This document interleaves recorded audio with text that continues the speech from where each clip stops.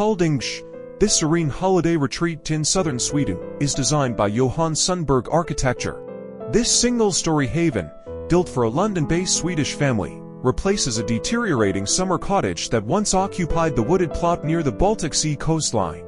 The architect chose a palette of natural materials to harmonize with the surrounding landscape. The structure features a timber frame wrapped in Siberian larch cladding, with vertical pilasters.